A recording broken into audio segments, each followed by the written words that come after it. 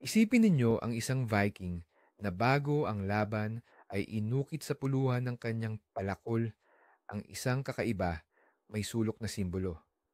Hindi lang ito palamuti, hindi lang ito isang letra.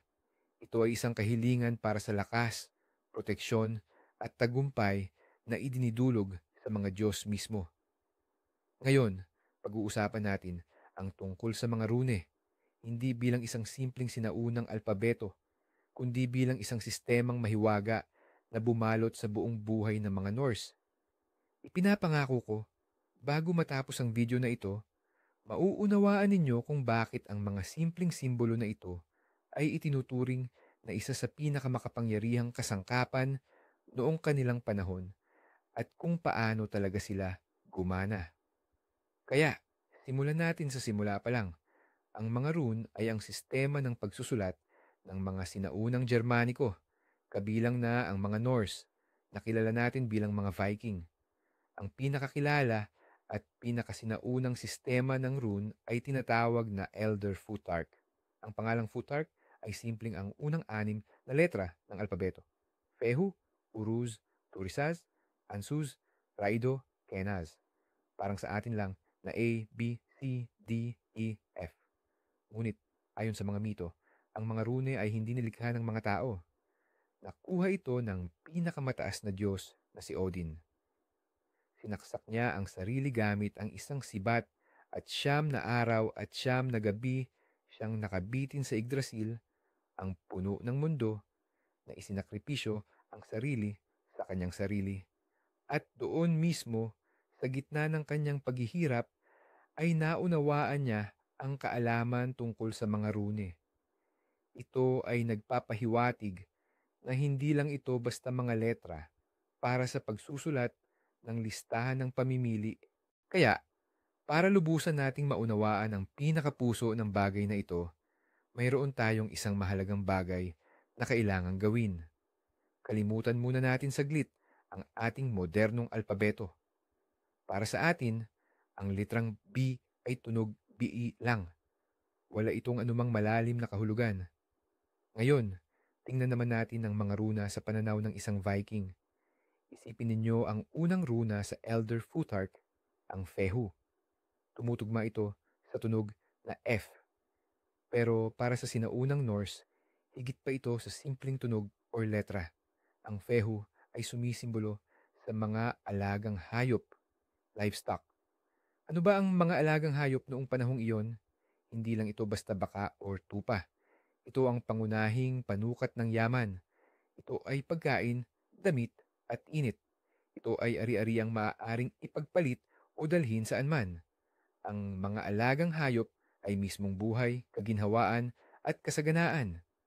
Ibig sabihin, kapag inuukit ng isang tao ang simbolo ng Fehu sa isang bagay, hindi lang siya sumusulat ng letrang F. Siya ay tumatawag sa mismong ideya, sa mismong enerhiya ng yaman at kasaganaan. Para bang sinasabi niya, naway dumating sa akin ang kasaganaan, at ganyan din sa bawat runa. Kunin natin ang susunod, ang urus, tunog U. Ang imahe nito ay isang mailap na toro, ang aurochs. Ito ay simbolo ng walang takdang, sinaunang pisikal na lakas, kalusugan at tatag. Ito ang mismong enerhiya na kailangan ng isang mandirigma sa labanan. Naiintindihan nyo ba? Ang bawat runa ay susi sa isang partikular na konsepto, sa isang pundasyong lakas ng mundo. At itong dobleng kahulugan, tunog at konsepto, ang una at pinakamahalagang sikreto ng runic magic. Pero ibig sabihin ba nito na bawat nakasulat ay isang makapangyarihang mahika? Hinding-hindi. At mahalaga itong maunawaan para hindi tayo magkamali sa ating pagkaunawa. Bukod sa pagiging sistema ng mahika, ang mga rune ay isa ring ordinaryong kagamitan sa pagsusulat. Praktikal ito, bagamat medyo hindi na ito gaanong pino o komportable sa pamantayan natin ngayon. Sa buong Scandinavia, nakakahanap ang mga arkeologo ng daan-daang batong may rune. Sa esensya, ang mga ito ay sinaunang bantayog or parang social media posts ng panahong iyon. Inukit nila dito ang mga tulad ng itinayo ni Ingolf ang batong ito bilang alaala kay Bjorn, ang kanyang kapatid. Namatay siya sa isang paglalakbay sa silangan. Ito ay simpleng pagtatala ng katotohanan, isang pagbibigay-pugay sa alaala. Gayon din, ginamit ang mga rune sa mga gawaing kamay. Maaaring iukit ng isang panday ang kanyang pangalan sa talim ng espada para malaman ng lahat kung sino ang gumawa ng magandang sandatang ito. Sa isang suklay o fibula, isang pangkabit ng balabal, maaaring nakaukit ang pangalan ng may-ari para lang hindi mawala o mapagkamalan ang kanilang pag-aari. Kaya nga, ginamit ang mga rune sa pagsusulat, ngunit hindi sila sumulat ng mahabang libro o tula gamit ito. Ang mismong hugis ng mga rune, tuwid at may anggulong linya, ay perpekto para sa pag-ukit sa matitigas na materyales, bato, kahoy, buto, or metal. Subukan mong mag-ukit ng makinis at pabilog na simbolo gamit ang kutsilyo sa isang piraso ng kahoy na oak. Pero ang tuwid na linya, madali lang. Sa ganitong paraan, ang mga rune ay parehong alpabeto at sistema ng mahika ng sabay. At madalas, ang dalawang tungkuling ito ay labis na nagkakaugnay. Kaya halos hindi na sila mapaghihiwalay. Dito na tayo dumating sa pinakamahalagang punto. Paano nga ba nagiging mahiwagang kasangkapan ang simpleng mga letra? Saan ang hangganan sa pagitan ng pirma ng isang manggagawa at isang makapangyarihang orasyon? Ang sagot ay matatagpuan sa isang simple, ngunit napakahalagang salita, intensyon. Isipin ninyo ang pagkakaiba. Ibang usapan ang basta na lang mag-ukit ng kung ano-ano sa isang piraso ng kahoy na parang wala lang.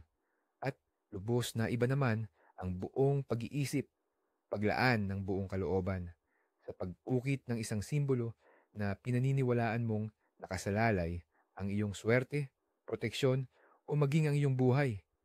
Ang mismong proseso ng pag-ukit ng rune ay isa ng ritual.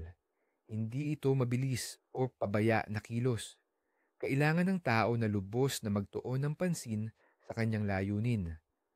Kung ang nais niya ay proteksyon para sa kanyang tahanan, ipinipikit niya ang kanyang mga mata at iniisip ang bahay na iyon, hindi masusukol ng mga kaaway at masasamang espiritu. At ang lahat ng mental na enerhiyang iyon ay inilalagay niya sa bawat linya, sa bawat galaw ng kutsilyo. Pinaniniwalaan na, sa sandaling iyon, ang rune ay hindi na lang basta isang guhit. Ito ay nagiging pisikal na representasyon ng kalooban, isang sisidlan na pinupuno ng kapangyarihan ng intensyon.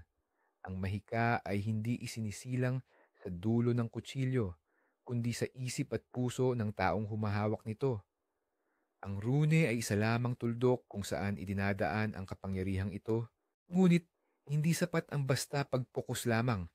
Upang tunay na bigyan buhay ang rune, kailangan itong banggitin sa pangalan. At dito na pumapasok ang kapangyarihan ng tunog. Ang prosesong ito ay tinatawag na galder. Hindi lang ito basta pagbigkas ng pangalan ng rune. Mas malapit ito sa isang ritual na pag-aawit o pagbigkas na may himig na parang kinakanta. Ang tunog ay itinuturing na isang vibrasyon na may kakayahang makaapekto sa mundo. Naaalala nyo ba kung paano sa mga kwento ay bumabagsak ang mga pader o bumubukas ang mga lihim na pinto dahil sa mahiwagang salita? Ang prinsipyo ay pareho lang.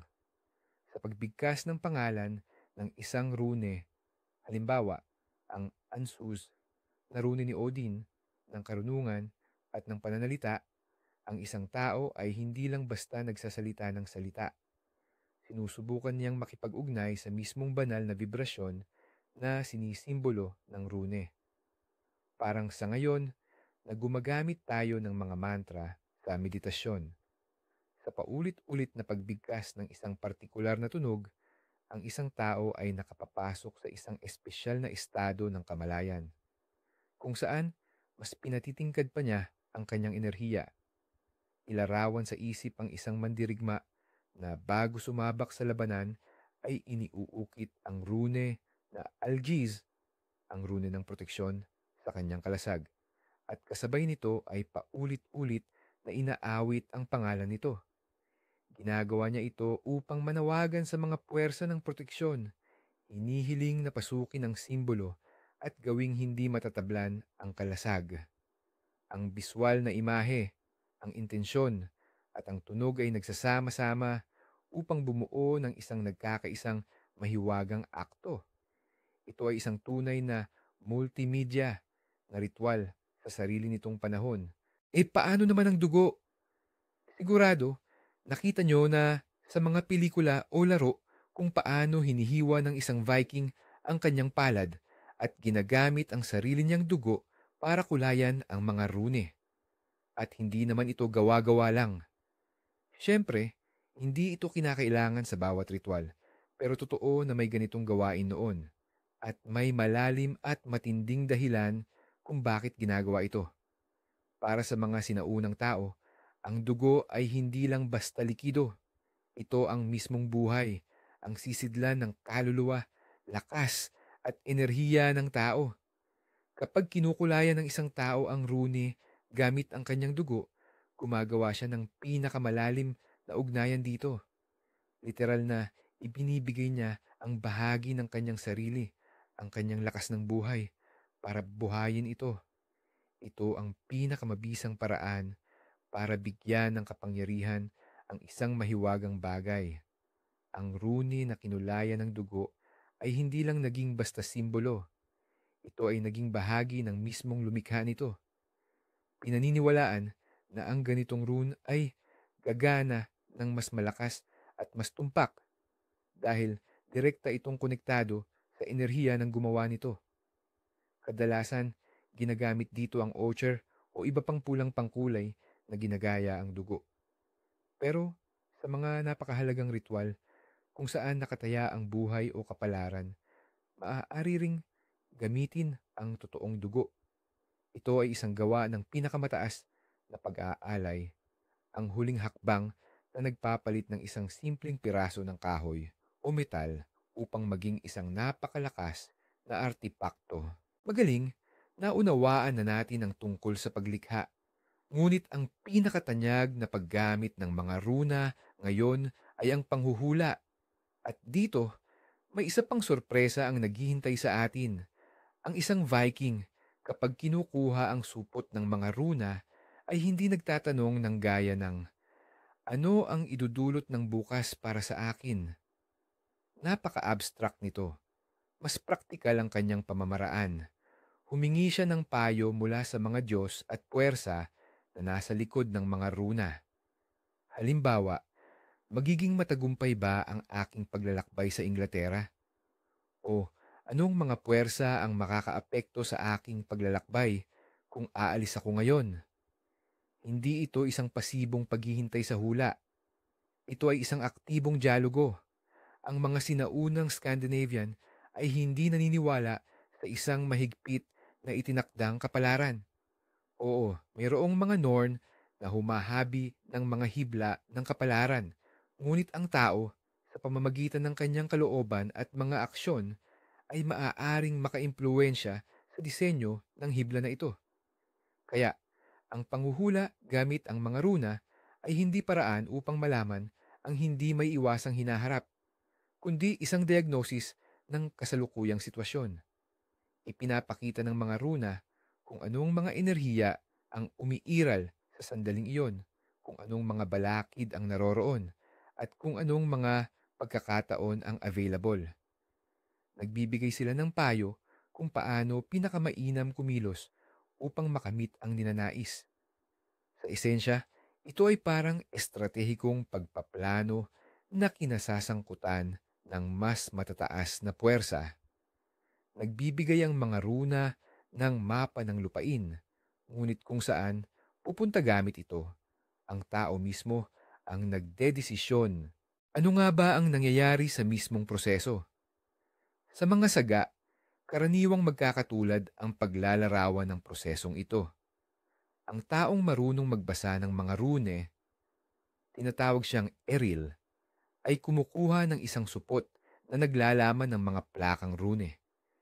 Ito ay maaaring gawa sa mga piraso ng kahoy, bato o maging buto, at bawat isa ay may nakaukit na isang simbolo. Pagkatapos, inilalatag niya sa lupa ang isang piraso ng malinis at puting tela. Ito ang sumisimbolo sa paglikha ng isang sagrado at malinis na espasyo para sa ritual. Habang nakatuon ang isip sa tanong, iniyugyug niya ang supot at ibinuhos ang mga runi sa tela. Dito na nagsisimula ang kapana-panabik na bahagi. Hindi lang niya tinitingnan ang mga runing nakatihaya. Lahat ng detalye ay mahalaga. Aling mga rune ang nagkatabi-tabi, alin ang bumuo ng tiyak na mga grupo. Ang ilan ay maaaring bumagsak ng nakabaligtad na kadalasang nagpapalit sa kanilang kahulugan sa kabaligtaran o nagpapahiwatig ng balakid. Ang tagasuri ng mga rune ay, sa esensya, isang analista. Hindi siya nakakakuha ng direktang sagot na o or hindi. Nakikita niya ang isang larawan ng mga simbolo na kailangan niyang basahin na parang isang ulat tungkol sa kasalukuyang sitwasyon sa universo.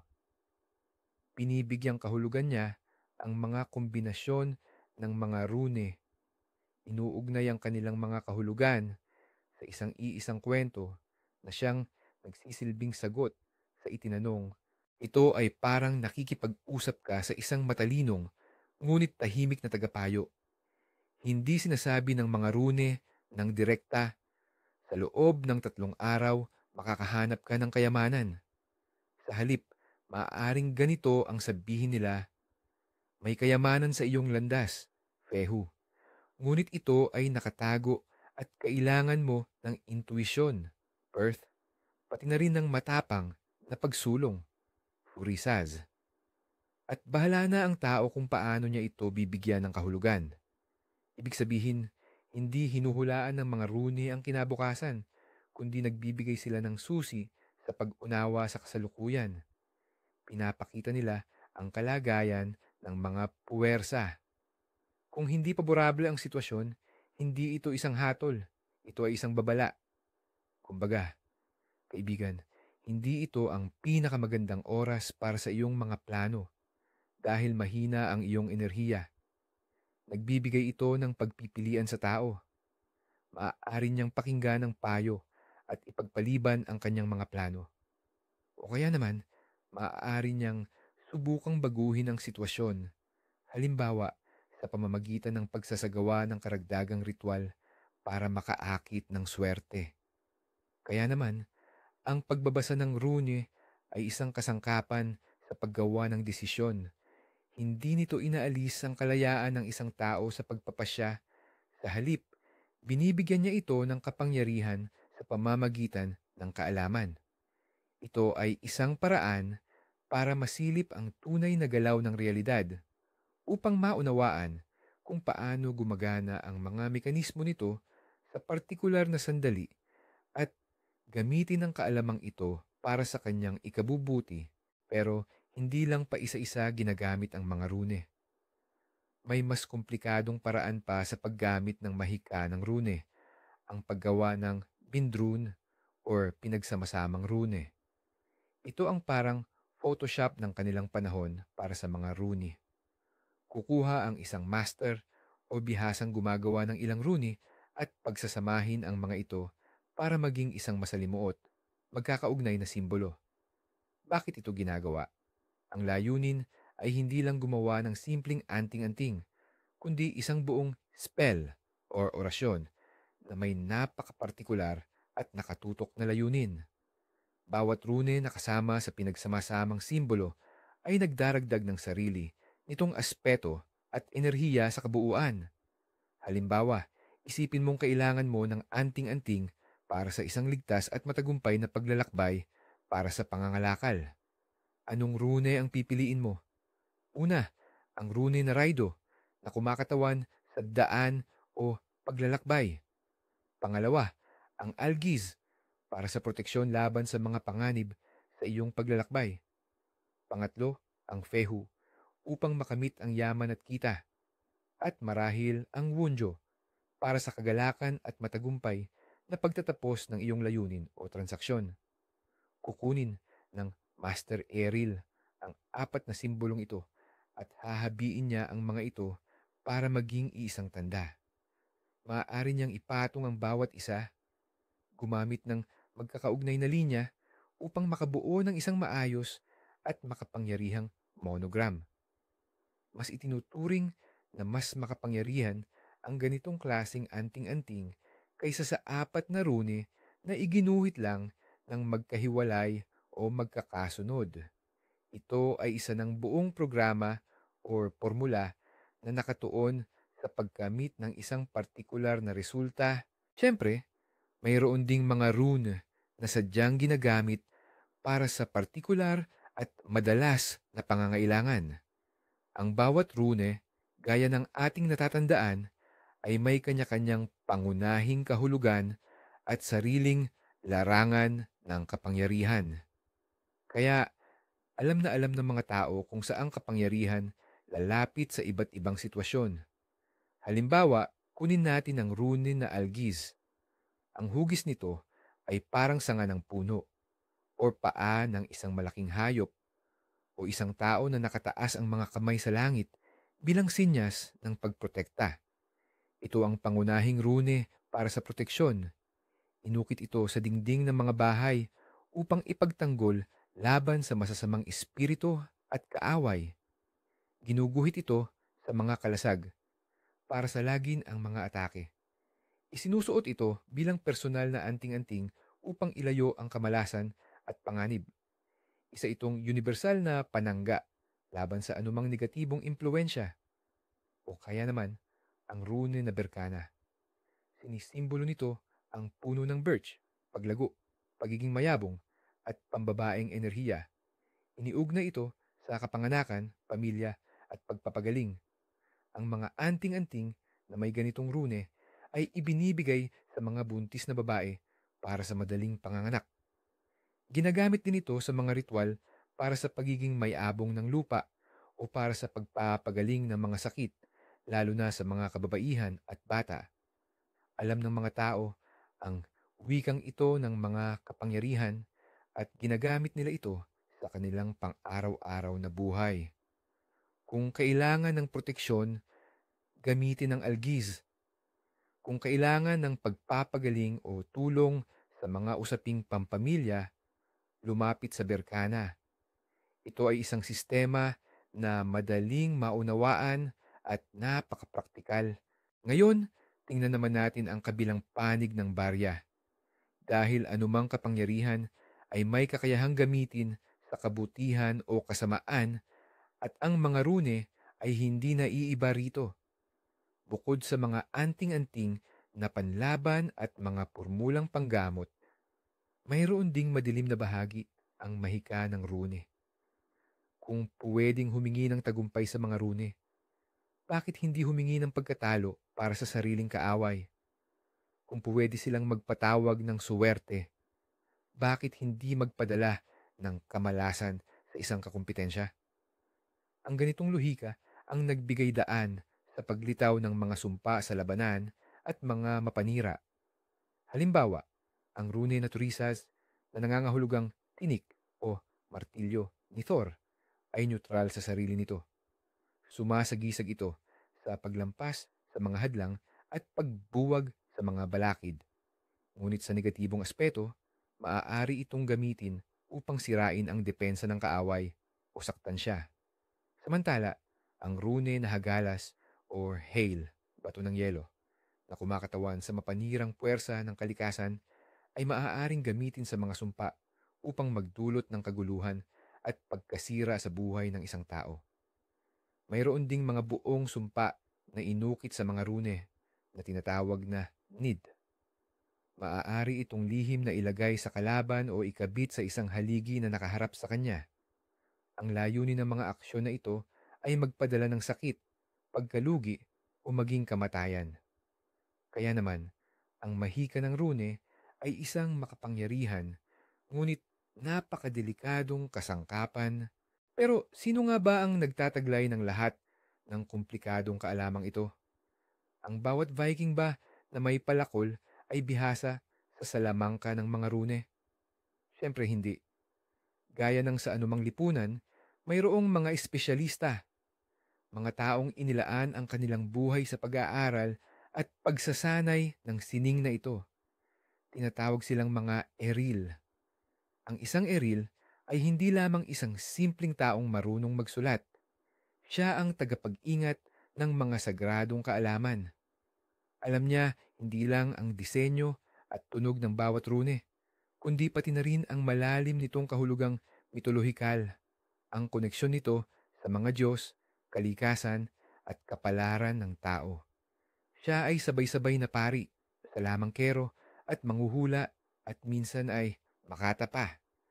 Sa mga eril, humihingi ng tulong. Kung kailangan ng isang makapangyarihang anting-anting na panlaban, sa isang eril sila lumalapit. Kung gustong malaman ang magiging resulta ng isang gagawing paglalakbay sa pamamagitan ng panghuhula, tinatawag ang isang eril. Kung kailangan naman na sumpain ang kaaway, aba, sa isang eril din sila lumalapit. Bagaman ang ganitong uri ng mga dalubhasa ay madalas nagtataglay ng masamang reputasyon. Ang kaalamang ito ay ipinasa mula sa bibig patungo sa bibig, mula guro sa estudyante. Ito ay itinuturing na lihim at sagrado. Upang maging isang tunay na eril, kailangan ng maraming taon ng pag-aaral at pagsasanay. Sila ang elite, ang mga taong may mataas na talino at espiritualidad na nagtataglay ng isa sa pinakamakapangyarihang kasangkapan ng kanilang panahon. Ngunit ang lahat ay may katapusan. Sa paglaganap ng Kristyanismo sa Scandinavia, simula noong humigit kumulang ika-10 siglo, mabilis na nagbago ang mundo ng mga rune. Nagdala ang bagong relihiyon ng alpabetong Latin na mas akma para sa pagsusulat ng mahahabang teksto sa pergamino. Ang mga rune ay unti-unting nawala sa pang-araw-araw na pagsusulat. Subalit ang higit na mahalaga ay nagbago ang pananaw sa mismong esensya ng mga rune. Para sa simbahang Kristiyano, hindi maihihiwalay ang mahika ng rune sa paganismo. Lahat ng may kinalaman sa pagtawag sa mga lumang Diyos, sa panghuhula at mga orasyon ay idineklara bilang pangkukulam ng demonyo. Ang mga erilar at iba pang gumagamit ng rune na dating iginagalang at kinatatakutan ay naging puntirya ng pag-uusig. Ang kanilang kaalaman ay nagsimulang ituring na mapanganib at makasalanan. Siyempre, hindi agarang nangyari ang prosesong ito. Sa loob ng ilang siglo pa, patuloy pa ring ginamit ang mga rune ng mga tao, lalo na sa malalayong liblib na sulok. Ngunit ang opisyal na kultura at relihiyon ay walang humpay na nilabanan sila. Dahil sa matinding panggigipit na ito, maraming lihim na kaalaman ang nawala. Naputol ang oral na tradisyon. Ang dating ipinasa mula sa master patungo sa estudyante ay basta na lang naglaho kasama ng mga huling tagapagdala nito. Ang dakila at komplikadong sistema ay nagsimulang maglaho. Nagiging koleksyon na lamang ng mga pamahiin at pira-pirasong bakas ng dating kadakilaan. Paano nga ba natin nalaman ang lahat ng ito? Kung ang kaalaman ay lihim at pasalitang ipinapasalamang, paano ito nakarating sa atin? Ang sagot ay nasa ilang mga pinagmulan na naging tunay na kayamanan para sa mga mananaliksik. Una, ang mismong mga batong runiko at mga artifact. Nakakahanap ang mga arkeologo nito sa buong hilagang Europa. Ang mga nakaukit sa mga espada, amulet at bato ay direktang ebidensya mula sa nakaraan. Ipinapakita nila sa atin kung ano ang hitsura ng mga rune at para saan ang mga ito ginagamit. Pangalawa, ang mga nakasulat na pinagkukunan, pangunahin na ang mga Icelandic saga at Edda. Ang Elder Edda at Younger Edda ay mga koleksyon ng mga mito at epikong kanta na isinulat noong panahong Kristiyano na, ngunit nagpreserba ng mga bakas ng mga paniniwalang pagano. Binabanggit dito ang tungkol sa mga rune, kung paano ito nakuha ni Odin at kung paano ito ginamit ng mga Diyos at bayani. Halimbawa, sa mga salita ni Sigurdrifumal, itinuturo ng isang Valkyrie kay Sigurd, ang bayani, ang mahiwagang paggamit ng mga rune ng tagumpay, mga rune ng beer, at mga rune ng tulong. Ito ay napakahalaga, bagamat pira-pirasong impormasyon. Sa esensya, ang mga modernong mananaliksik ay kumikilos na parang mga detektib na unti-unting nangangalap ng impormasyon mula sa iba't ibang pinagmulan upang buuin ang kabuuang larawan. At matapos ang daan-daang taon ng pagkalimot, noong ika-20 siglo, muling nabuhay ang mga rune. Muling sumiklab ang interes sa kanila ng may panibagong lakas, ngunit sa ibang-iba ng konteksto. Naging bahagi sila ng tinatawag natin ngayon na neopaganismo o asatru, isang modernong muling pagkabuhay ng mga sinaunang paniniwala ng mga taong German bago pa dumating ang Kristyanismo. Para sa mga tagasunod ng mga paniniwalang ito, ang mga rune ay hindi lang isang makasaysayang artipakto, kundi isang buhay na espiritual na praktika. Ginagamit nila ang mga ito para sa meditasyon, paghula at mga ritual upang subukang buhayin muli at bigyan ng bagong kahulugan ang mga sinaunang tradisyon. Bukod pa rito, ang mga rune ay matibay ng nakapasok sa mundo ng esoterismo at popular na kultura. Ngayon, makakabili ka na ng maraming libro tungkol sa kahulugan ng mga rune, mga set para sa paghula, at mga anting-anting. Ang mga simbolong runic ay makikita sa fantasy, computer games, mga pelikula at mga serye sa TV. At, syempre, mga tattoo. Para sa maraming tao, ang paglalagay ng rune sa katawan ay isang paraan upang kumonekta sa enerhiya nito at gawin itong kanilang permanenteng talisman. Maging rune man ito para sa proteksyon, lakas o swerte, ito ay naging popular na paraan upang ipahayag ang sarili at marahil makakuha ng suporta mula sa mga sinaunang kapangyarihan. Muling nabuhay ang mga rune, bagaman sa isang ganap na bago at modernong mundo.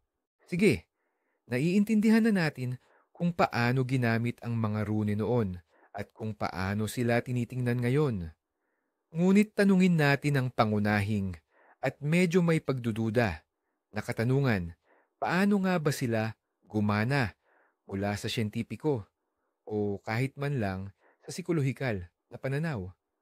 Makakaapekto ba talaga ang isang simpleng inukit na simbolo? At dito, mayroong isang napaka-interesanting teorya. Posible na ang mga rune ay naging pinakamakapangyarihang instrumento para sa psikolohikal na pagtuon. Bumalik tayo sa ating Viking na inuukit sa kanyang armas ang rune na Teiwas, ang rune ng Diyos ng digmaan na si Tyr, simbolo ng tagumpay at katarungan. Ano ang nangyayari sa kanyang isip sa sandaling iyon? Hindi lang siya basta nag-uukit ng simpleng marka.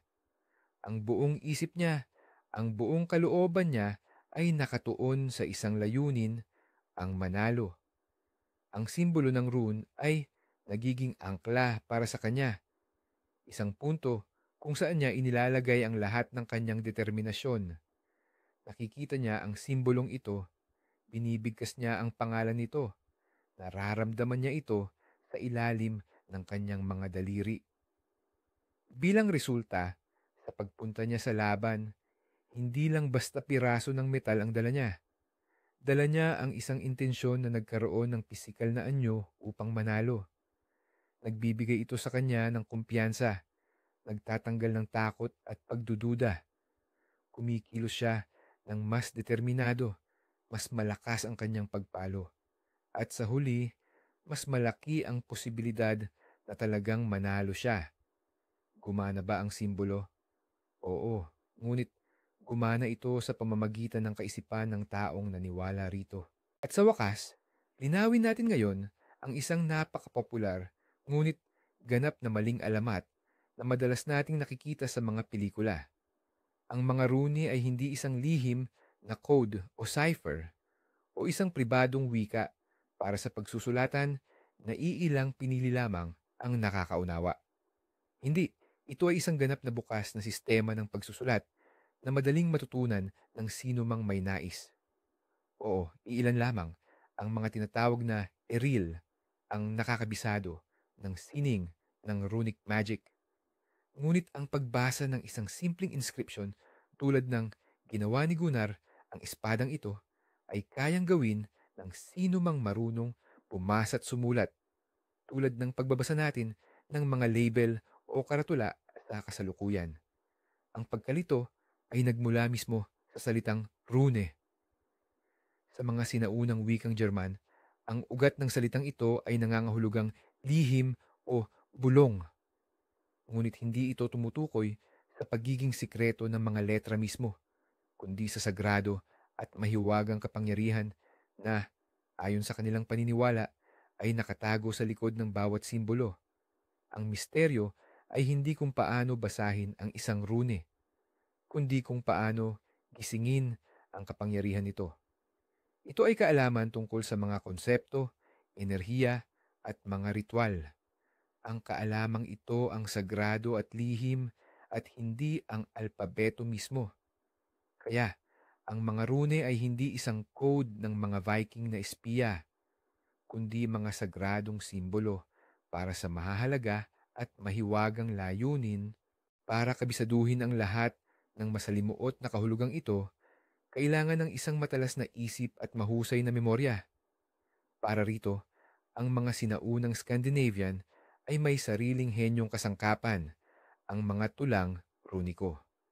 Tatlong ganyang tula ang nakarating sa atin, ang Anglo-Saxon, Norwegian, at Icelandic. Sa katunayan, may tuturing itong mga libro o kodigo, cheat sheets, na isinulat sa anyong patula. Ang bawat tula ay binubuo ng maiikling taludtod at bawat isa ay nakatuon sa isang partikular na rune. Sa mga taludtod na ito, madalas sa mahiwaga at matalinghagang anyo, inilalahad ang tunay na kahulugan nito. Halimbawa, ang taludtod para sa rune na fehu ay maaaring ganito ang sabihin: ang yaman ay lumilikha ng pagtatalo sa pamilya, ngunit nagbibigay rin ng ginhawa sa lobo sa gubat. Ang mga ganitong linya ay talagang nagpapaisip sa isang tao. Hindi ito nagbibigay ng diretsong sagot, kundi nagtatanghal ng isang imahe na kinakailangang pagnilayan at unawain. Maaaring pagmula ng away ang yaman sa pamilya, ngunit ito rin ang susi para makaraos at mabuhay. Sa pamamagitan ng mga ganitong makatang paglalarawan, hindi lamang sinasaulo ng mag-aaral ang kahulugan ng rune, kundi malalim niyang nauunawaan ang pinakapuso nito, kasama ang lahat ng aspeto nito, ang liwanag at ang dilim. Ito ang kanilang paraan upang maipasa ang mga sagradong kaalaman na nakabalot sa isang anyong madaling matandaan at kaakit-akit. Kaya, paano nga ba talaga gumana ang mga runes? Ano ang kanilang pangunahing sikreto? Ang sagot ay mas simple, pero sa parehong oras, mas komplikado kaysa sa iniisip natin. Hindi ang mga simbolo mismo ang may kapangyarihan na parang mga magic button. Ang tunay na salamangka ay nabuo sa mismong proseso. Isipin ninyo ang ritual na ito. Ang isang tao ay kukuha ng piraso ng kahoy o buto. Matagal niyang pag-iisipan ng kanyang layunin. Proteksyon para sa kanyang tahanan, pagpapagaling sa may sakit, o tagumpay sa labanan.